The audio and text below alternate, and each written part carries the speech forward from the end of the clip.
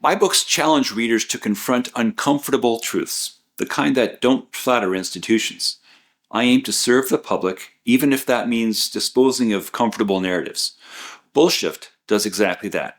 It doesn't merely critique financial advice culture, it exposes the psychological machinery beneath it, and in doing so, asks readers to consider some of the most revered assumptions they use in the industry.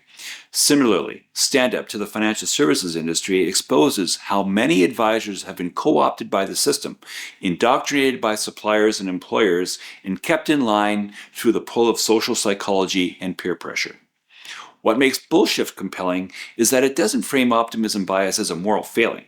Instead, it's something that is even more dangerous, a systemic, largely unconscious condition shared by advisors, institutions, governments, and investors alike. The evidence is rooted in behavioral finance rather than ideology. I dismantle the myth of rational actors without demonizing the people caught inside the system.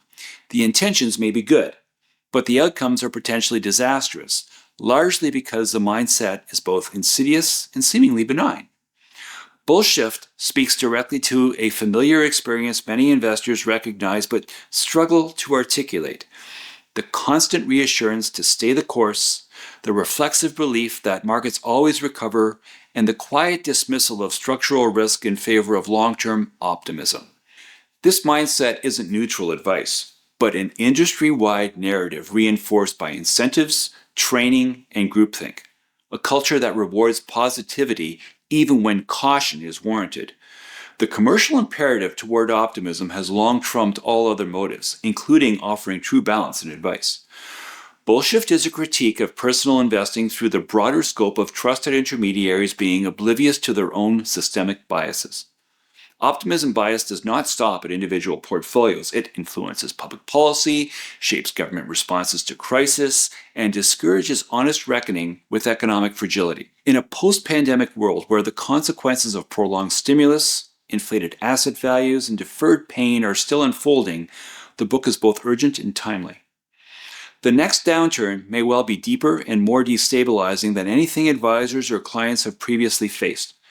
Rather than offering false comfort, Bullshift respects readers enough to prepare them for that possibility despite the uncertainty.